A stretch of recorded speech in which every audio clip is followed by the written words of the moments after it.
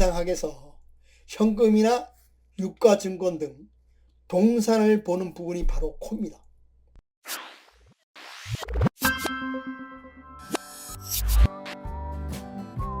안녕하세요. 고전의 한수 엄태범 TV입니다. 오늘 고전의 한수는요, 부자의 관상, 코는 현금이다, 이런 주제를 가지고 말씀을 드려보겠습니다.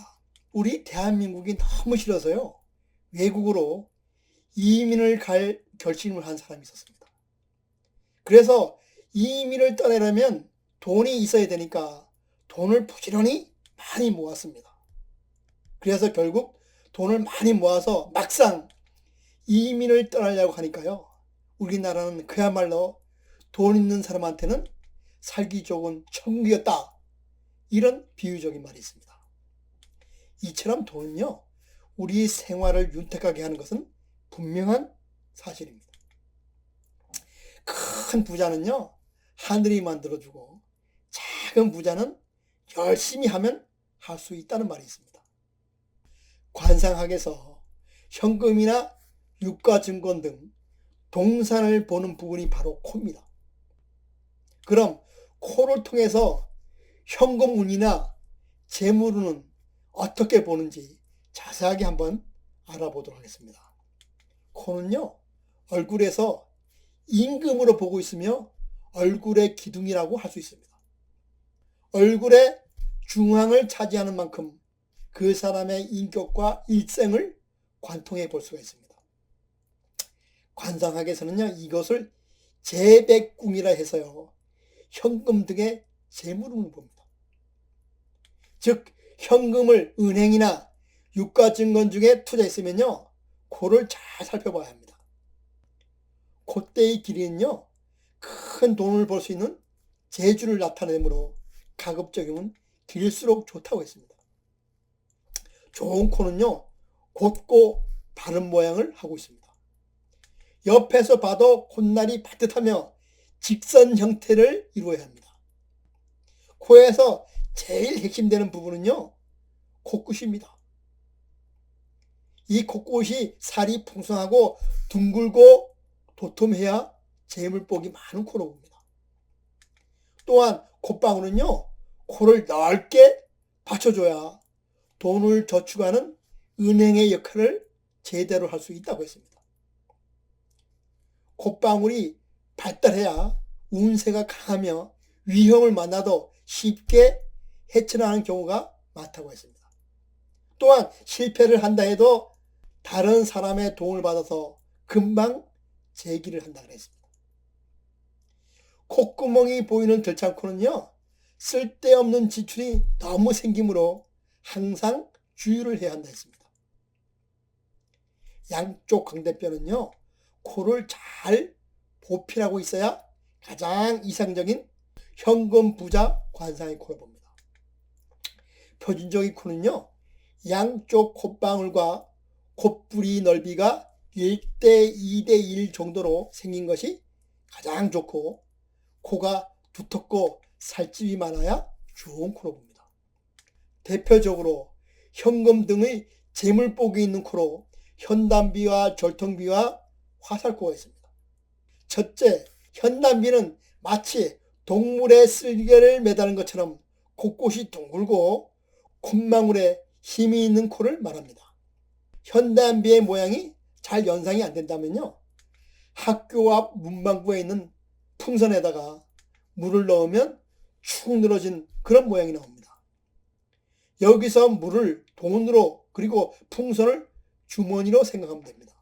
큰 주머니에 물이 많으면 많을수록 돈이 많다고 생각하시면 됩니다. 코의 핵심은요, 코끝입니다. 코끝이 풍선에 물을 매달아 놓은 것 같이 풍성하면요, 성격도 원만하고 총명하며 큰 부자로 산다고 했습니다.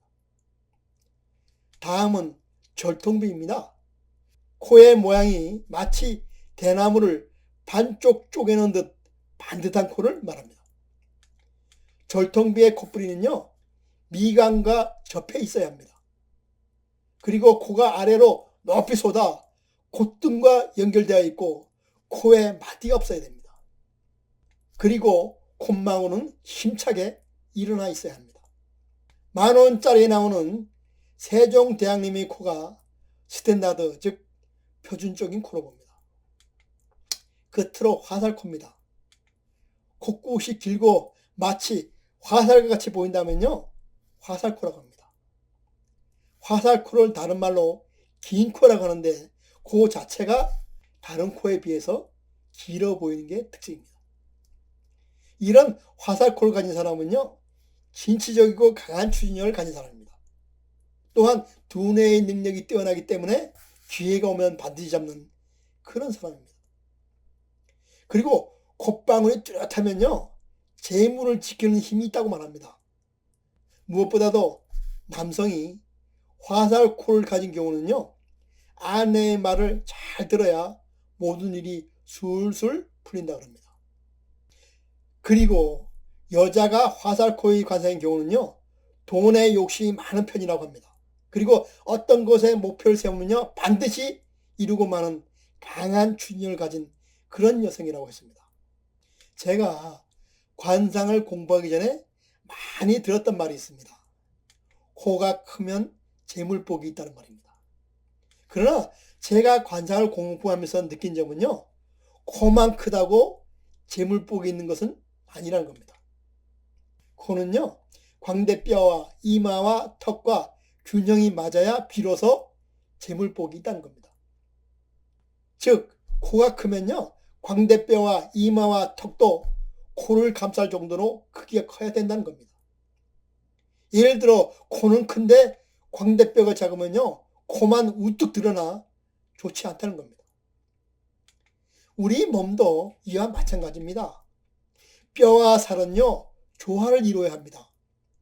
뼈는 굵은데 살이 없고 뼈는 약한데 살이 많은 것은요, 균형과 조화가 깨진 것으로 봅니다.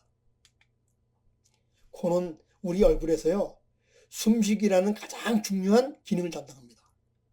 우리는 먹지 않아도 며칠을 버틸 수 있지만 숨은 단 5분만 안 쉬어도 죽는 것처럼 코는 우리의 건강과 가장 밀접한 관련이 있습니다.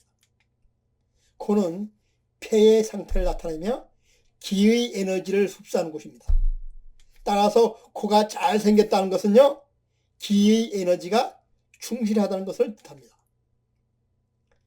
오늘 이야기의 핵심이 이렇습니다.